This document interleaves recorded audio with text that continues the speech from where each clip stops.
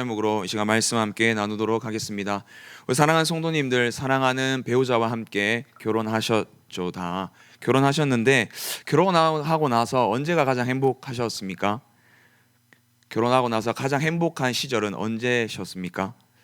다 신혼 때가 아닐까 저는 생각합니다. 다 신혼 때가 가장 행복하고 즐거운 때라고 저는 생각하고 다 그렇게 동의할 걸로 믿습니다.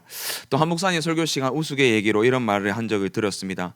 결혼하면 신혼은 길어야 1년 6개월이다. 청년들 기뻐하지 마라, 뭐 이런 말도 듣긴 들었습니다. 우리 신혼의 때가 가장 기쁜 때이기도 합니다. 그래서 성경에도 하나님은 이스라엘과 하나님과의 관계를 혼인 관계로서 많이 표현하고 있습니다. 구약 성경도 그렇고 신약 성경도 그렇습니다. 신약 성경에도 우리가 예수님을 믿어 하나님의 자녀가 되면 우리는 신부가 되고 예수님은 신랑이 되신다고 우리는 많이 들었습니다.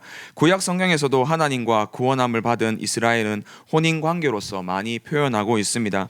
그래서 시내산에 이스라엘과 하나님이 언약을 맺었습니다. 이 언약을 맺은 식을 결혼 성혼식으로 생각하기도 합니다. 이렇게 하나님과 구원함을 받은 이스라엘은 혼인 관계가 되었습니다. 그러므로 이스라엘은 하나님만 바라보아야 합니다. 그러면 하나님은 이스라엘을 보살펴 주어야 합니다. 아내가 남편을 바라보듯이 또 남편은 아내를 보살피듯이 그런 관계가 하나님과 이스라엘이 되었습니다. 그리고 이스라엘과 하나님은 신혼집을 차려서 신혼을 보낸 곳이 있습니다. 그곳은 어디일까요? 아름다운 초원, 족과 꿀이 흐르는 가나안 땅일까요? 요즘 말로 하면 강남의 아파트, 수성구의 아파트일까요? 아닙니다. 에레미야서 2장 2절에 보면 하나님과 이스라엘이 신혼을 보내신 장소가 나옵니다. 너무 아름다운 신혼, 너무 기쁜 신혼, 즐거운 일만 있는 그 신혼의 장소가 에레미야서 2장 2절에 나옵니다. 우리 2장 2절 말씀 함께 보도록 하겠습니다. 가서 예루살렘의 귀에 외칠지니라 여호와께서 이와 같이 말씀하시기를 내가 너를 위하여 내 청년의 때의 인애와 내 신혼의 때의 사랑을 기억하노니 곧 씨 뿌리지 못하는 땅 그 광야에서 나를 따랐음이니라 라고 말씀하고 있습니다. 2절에 하나님께서는 이렇게 말씀하십니다. 내가 너를 위하여 라고 말씀하십니다. 하나님이 이스라엘을 위하여 말씀하고 있는 것입니다. 하나님이 이스라엘을 위하여 이스라엘의 청년의 때의 인애와 이스라엘의 신혼의 때의 사랑을 기억한다 라고 말씀하십니다. 하나님이 이스라엘과의 신혼의 그 사랑을 기억하고 계십니다. 하나님은 이스라엘과의 신혼의 사랑을 너무 그리워하시는 것 같습니다. 이 신혼의 사랑을 나눈 신혼방은 어디입니까?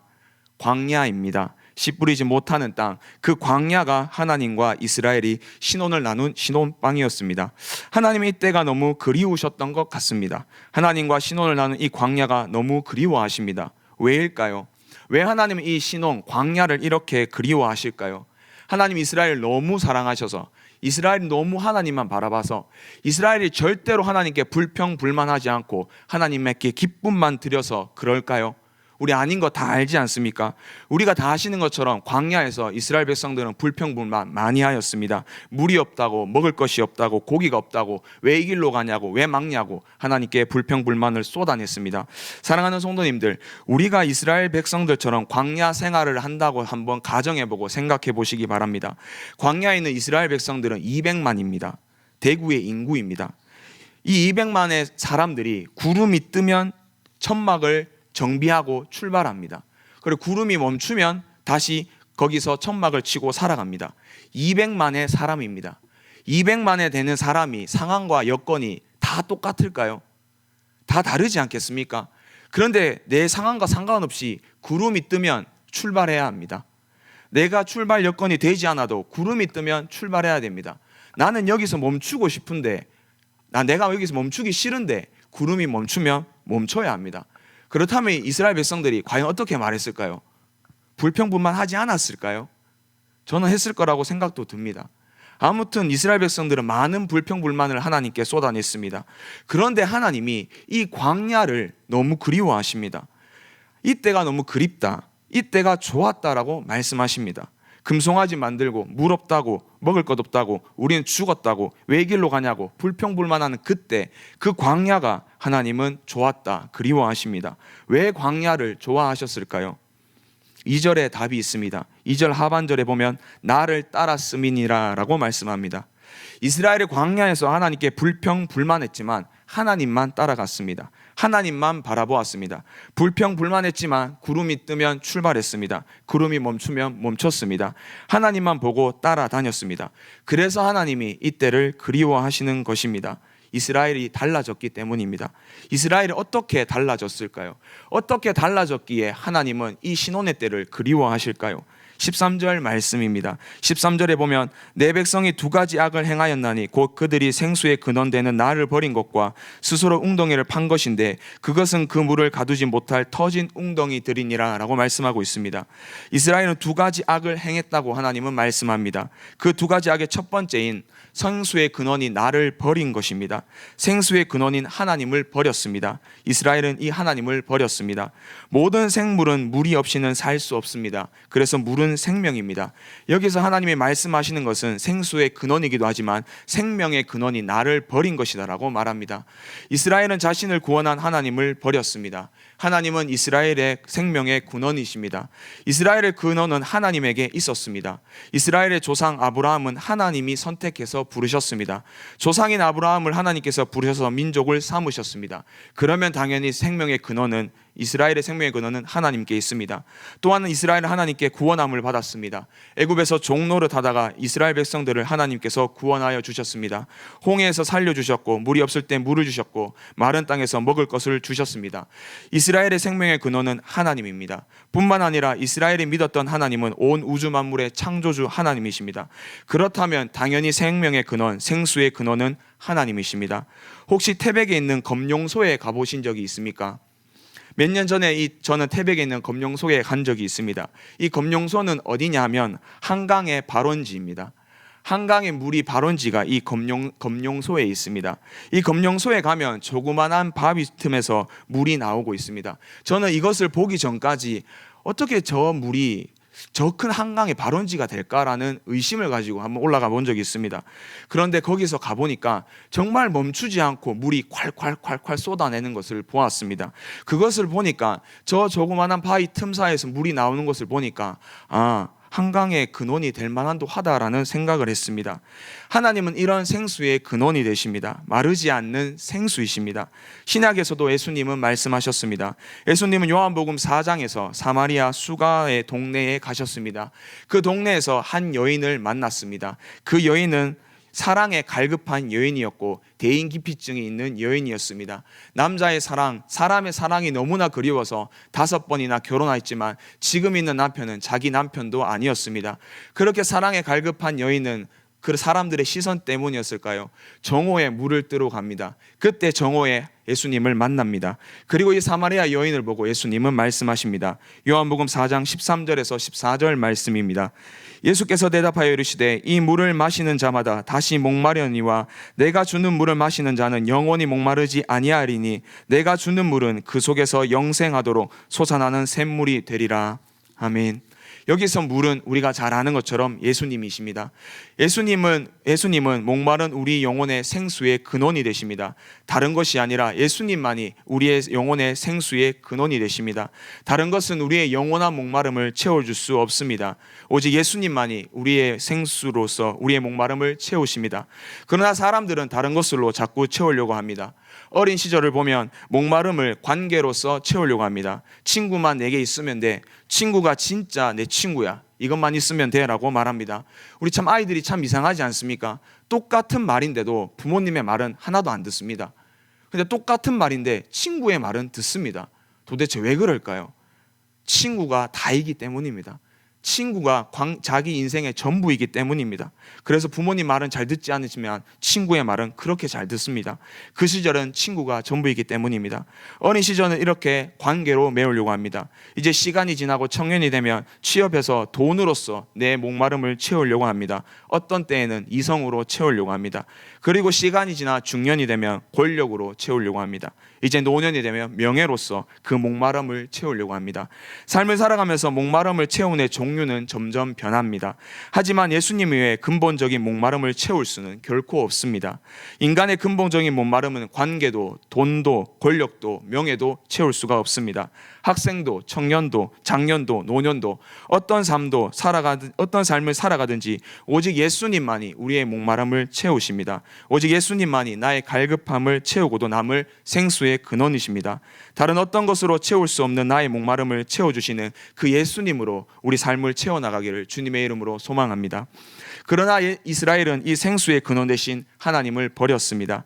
이 생명의 근원 대신 하나님을 버린 이스라엘입니다. 이 하나님을 버리고 이스라엘이 행한 두 번째 악은 하나님을 버리고 다른 것을 취했습니다. 하나님을 버리고 스스로 웅덩이를 팠습니다. 생수의 근원이신 하나님이 있음에도 불구하고 하나님을 버리고 스스로 웅덩이를 팠습니다. 그래서 하나님께서는 광야의 그 신혼의 생활이 그리워한다고 말씀합니다. 그래도 광야에서는 불평하고 불만했지만 누구만 봤습니까? 하나님만 봤습니다. 하나님께만 불평불만했습니다. 하지만 이제는 생수의 근원이 하나님을 버리고 다른 웅덩이를 파고 있습니다. 그러므로 하나님은 광야의 신혼생활을 그리워합니다. 실제로 이 당시 이스라엘은 하나님을 버리고 이방신들을 섬겼습니다. 바알과 아세라를 섬겼습니다. 더 많은 우상을 섬겼습니다. 하나님도 섬기고 다른 것도 많이 섬겼습니다. 또 다른 하나님을 버리고 다른 강대국을 의지했습니다. 하나님을 버리고 어떻게 하면 국제 정세에서 살아남을까 고민하였습니다. 이때 이스라엘 생수의 근원이신 하나님께 돌아가지 않았습니다. 하나님을 버리고 스스로 웅덩이를 팔면서 누구는 바벨론이다, 누구는 이집트다라면서 싸웠던 이스라엘이었습니다. 이 스스로 웅덩이를 팠을 때에 좋은 결과가 있었으면 좋겠습니다. 하지만 당연히 좋은 결과는 없습니다. 이 웅덩이를 팠을 때 13절의 말씀 하반절에 보면 물을 가두지 못할 터진 웅덩이들이니라 라고 하나님은 말씀하십니다. 하나님을 버리고 다른 것들을 택한 이스라엘은 터진 웅덩이들만 붙잡고 살아가게 된 것입니다. 이 모습은 성경 전반에 있는 모습입니다. 바벨탑 사건도 똑같습니다. 홍수 시판으로 말미암아 노아의 가족들을 제외하고 다 죽었습니다. 그러면 인간들은 정신을 좀 차려야 할 겁니다. 하나님만 바라보아야 합니다. 그러나 사람들이 번성하고 사람들이 많아지기 시작하면서 자신의 이름을 내기를 원했습니다. 홍수가 심판 때처럼 흩어지기 면하기를 원했습니다. 그러면 하나님께 돌아가면 되는 거 아닙니까? 심판하신 하나님께 나아가면 되는데 사람들은 그러지 않았습니다. 사람들은 바벨탑을 만들었습니다. 하나님을 버리고 바벨탑을 취했습니다. 결국 바벨탑은 터진 웅덩이가 되어버려서 모든 사람들의 언어가 달라지게 하였습니다. 그리고 흩어짐을 면하고자 만들었던 바벨탑으로 인해서 사람들이 흩어지게 되었습니다. 이처럼 이스라엘도 생수의 근원이신 하나님을 버리고 다른 웅덩이를 팠습니다. 하지만 그 웅덩이는 바벨탑 사건처럼 터진 웅덩이가 되어버렸습니다. 이 말씀을 준비하면서 우리나라의 말에 헛물 키지 마라 라는 말이 떠올랐습니다. 그래서 오늘 설교 제목이 헛물 키는 이스라엘입니다. 헛물 키다라는 뜻은 무엇입니까? 헛물 키다라는 말의 사전을 보면은 애쓴 보람 없인 헛일로 되다라는 뜻을 가지고 있습니다. 내가 애쓴 일이 있습니다. 그러나 이 일들이 보람 없이 헛일이 되는 것을 헛물 키다라는 말로 쓰이고 있습니다. 그러나 그리고 또 어떤 사람이 어차피 안 될 일을 가지고 열심히 노력하는 모습을 보일 때 우리는 그 사람을 보고 헛물 키지 마라 라고 말합니다. 어차피 그 일은 열심히 해도 안 됩니다. 그런데 그 사람이 열심히 하고 있습니다. 그럴 때 우리는 헛물 키지 마라 라고 말합니다. 예를 들면 이런 것입니다. 다이어트 할 때에 운동보다 중요한 것은 무엇일까요? 먹는 것입니다. 식단입니다. 제가 옛날에 120kg가 넘었습니다. 요만큼 뺐습니다. 중요한 것은 식단입니다. 믿으시기 바랍니다. 식단인데 아무리 열심히 운동을 해도 식단을 하지 않으면 살이 안 빠집니다. 탄수화물 적게 먹고 단백질을 조금 먹어야지 우리가 살이 빠지지, 절대로 탄수화물 많이 먹고는 살이 절대 빠지지 않습니다. 그래서 운동하는 사람들, 피트니스 하는 사람들이 이런 말을 합니다. 살은 식단으로 빼고 근육은 운동으로 만든다라고 이렇게 말할 정도로 다이어트에서 제일 중요한 것은 식단입니다. 그런데 어떤 사람이 다이어트 한다면서 빵 먹고 치킨 먹고 라면 먹고 밤마다 열심히 먹으면은 그런 사람을 보고 우리 청년 그렇게 하면서 열심히 운동을 합니다. 그럼 우리 요즘 청년들이 그런 사람들을 보고 이렇게 말합니다. 뚱뚱한 그 건강한 돼지다라고 이렇게 표현을 합니다. 만약 그렇게 하면 살이 빼기 힘듭니다. 우리 사랑하는 성도님들, 만약 그렇게 살을 빼고 있는 사람들 보면 우리가 이렇게 말합니다. 헛물 켜지 마라. 식단도 안 하면서 무슨 살을 빼냐? 네가 하는 수가 어차피 절대 되지 않는다. 헛물 키지 마라라고 이렇게 사용합니다. 지금 이스라엘이 이렇게 헛물 켜고 있습니다. 하나님 외에 생명의 근원, 생수의 근원은 없습니다. 생수의 근원이신 생명의 근원은 오직 하나님뿐입니다. 이 생수의 근원이신 하나님을 버리고 다른 웅덩이를 파는 것은 헛물 키는 것입니다. 어차피 안 될 일을 노력하고 있는 것입니다. 우리나라의 대표적인 석학인 이어령 선생님이 계십니다. 그분이 노년에 자기의 딸로 인해서 예수님을 믿게 되었습니다. 근데 그분이 이런 얘기를 하는 걸 들었습니다. 자신이 예수님을 만나기 전에는 인생을 이렇게 표현하였습니다. 우물만 파던 인생이라고 표현하였습니다. 자신의 인생을 우물만 파던 인생이라고 합니다. 자신이 글을 잘 쓰면 명예가 있을 줄 알고 열심히 글을 썼다고 합니다. 당연히 그 사람 너무나 똑똑해서 명예가 쌓였다고 합니다. 또 내가 어떻게 하면 돈을 많이 벌 수 있을까 생각을 해서 정말 열심히 책을 썼다고 합니다. 그럴 때 돈을도 많이 벌었다고 합니다. 그런데 그 이상하게 마음의 한 갈급함이 채워지지 않았다라고 그는 말하였습니다. 이 사람도, 이 의어령 선생님도 우물만 파던 인생, 그 터진 웅덩이를 파고 있었던 것입니다. 그러나 예수님을 만나고 그 갈급함이 채워졌다라고 합니다. 이스라엘도 생수의 근원이신 하나님을 버리고 웅덩이를 팠습니다. 이 웅덩이는 터진 웅덩이로서 물을 담을 수가 없습니다. 그러니 이스라엘은 애쓴 모든 것이 보람없이 헛된 것으로 돌아갑니다. 콸콸 나오는 생수의 근원이신 하나님을 버리고 다른 웅덩이를 파는 것은 어차피 되지 않을 일입니다. 그러므로 하나님이 보시기엔 이스라엘은 헛물 키고 있는 것입니다. 이 헛물 키는 이스라엘 보시고 하나님은 참 답답해 하십니다. 이해가 되지 않으십니다. 구원하여 자신의 신부를 삼아준 이스라엘을 하나님은 이해하지 못하고 계십니다. 그래서 오늘 본문 10절에 보면 하나님이 이렇게 말씀하십니다. 너희는 기띔 섬들을 건너가 보며 게달에도 사람을 보내 이 같은 일이 있었는지를 자세히 살펴보라 라고 말씀하십니다. 여기서 기띔 섬들은 이스라엘의 서쪽 민족을 말합니다. 게달은 이스라엘의 동쪽 아라비아인 사막의 주민들을 뜻합니다. 이 민족들의 특징은 이방신을 섬긴다는 것입니다. 헛된 신을 섬기는 것입니다. 인격적이지도 않고 포악하고 두렵게만 만드는 신을 그들이 섬깁니다. 기띔섬과 게달은 어리석은 종교 생활을 하고 있으면서 실체적 본체도 없는 것을 신으로 섬기는 민족들입니다. 그런데 이런 이방신을 섬기는 민족들을 자세히 살펴보라고 하나님은 말씀하십니다. 실체도 없고 인격적이지도 않고 포악하고 두렵게만 만드는 신을 섬기는 저 이방 민족을 자세히 살펴보아라라고 하나님 이스라엘에게 말씀하십니다. 그리고 하나님은 11절에 이렇게 말씀하십니다. 어느 나라가 그들의 신들을 신 아닌 것과 바꾼 일이 있느냐? 그러나 나의 백성은 그의 영광을 무익한 것과 바꾸었도다 라고 말씀합니다. 하나님이 이렇게 말씀합니다. 어느 나라가 그들의 신들을 신 아닌 것과 바꾼 일이 있느냐라고 물어봅니다. 이 당시는 신정 국가입니다. 나라와 나라의 전쟁도 신과 신의 전쟁으로 보았습니다. 그래서 신을 섬기는 것은 나라의 근본이었습니다. 자세히 살펴보니 어느 나라도 자신들의 신들을 다른 것과 바꾸지 않는다라고 하나님은 말씀하십니다. 기띔 섬들도 게달의 사람들도 그 어떤 민족도 자신들이 섬기는 신들과 다른 것을 바꾸지 않는다라고 하나님은 말씀하시는 것입니다. 그런데 이스라엘은 하나님을 섬기는 민족인 이스라엘이 나의 백성이 하나님과 무익한 것과 바꾸었다라고 말씀합니다.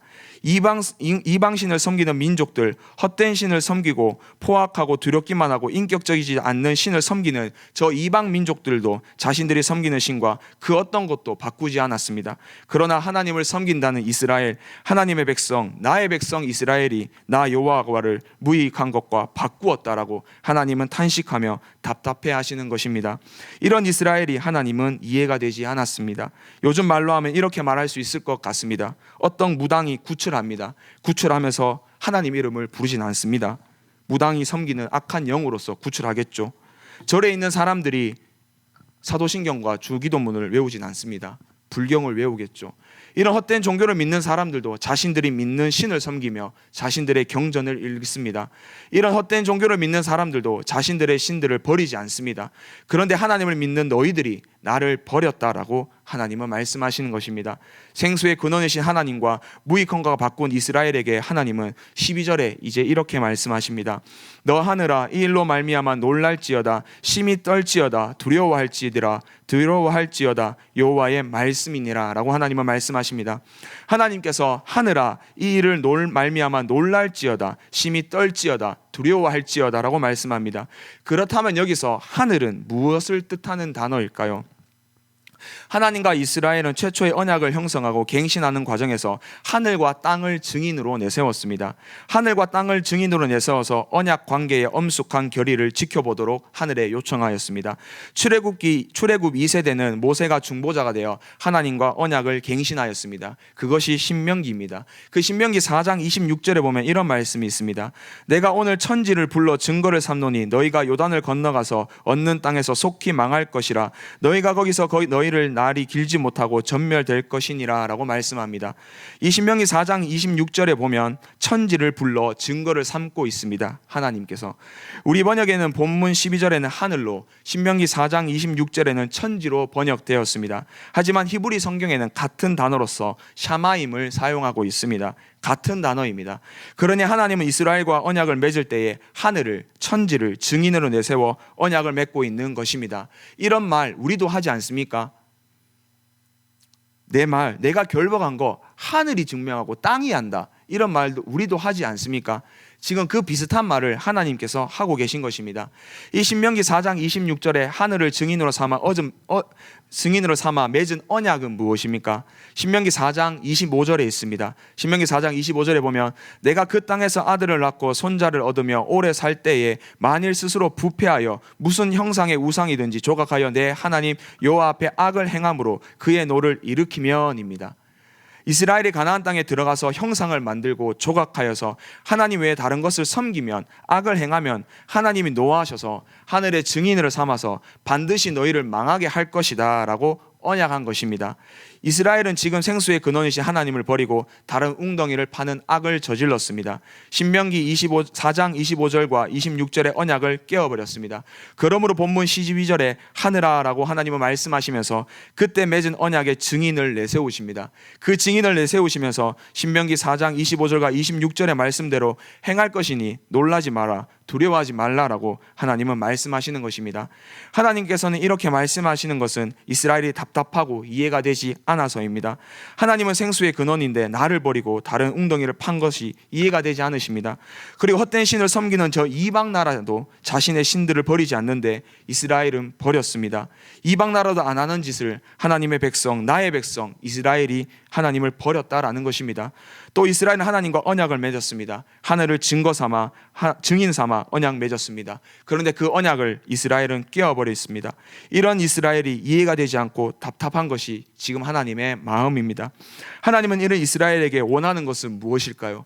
그렇다면 하나님은 이 이스라엘에게 어떻게 행하기를 원하시고 이스라엘은 하나님이 원하시는 이스라엘의 행동은 무엇일까요?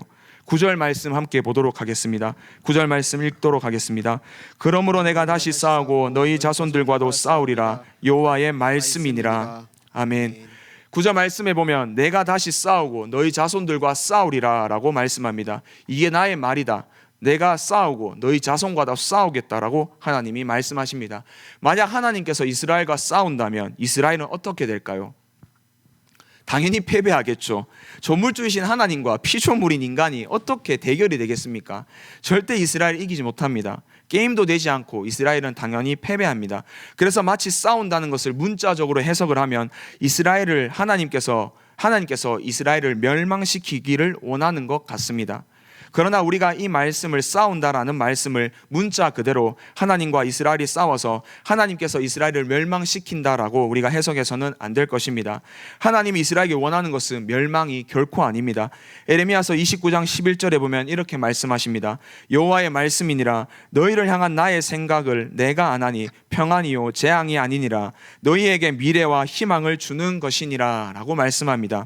하나님은 이스라엘과 싸워서 이스라엘을 멸망시키고 재앙을 내리시는 분이 아니십니다.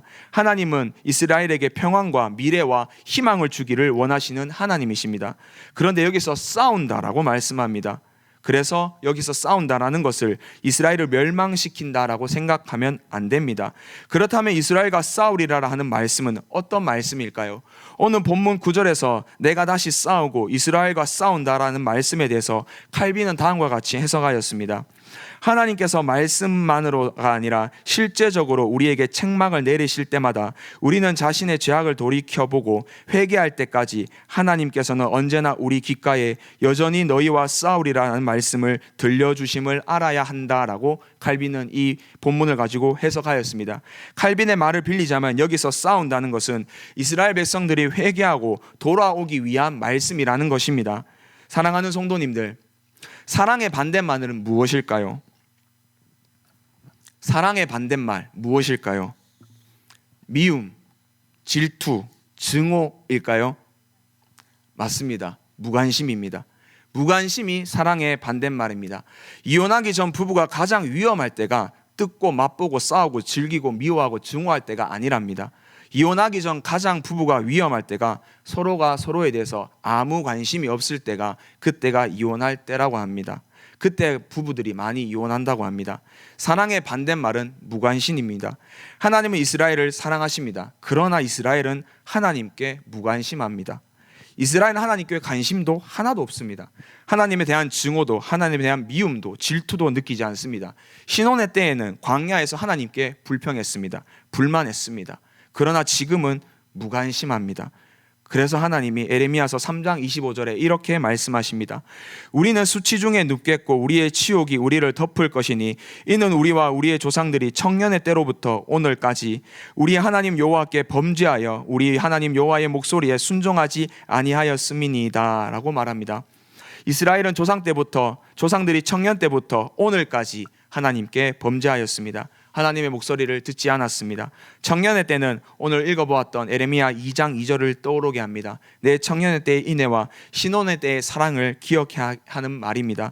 이스라엘은 이 청년의 때부터 하나님을 떠났습니다. 신혼이 지나고 가나안 땅에 들어가서 여호수아가 죽자마자 이스라엘은 범죄하기 시작하였습니다.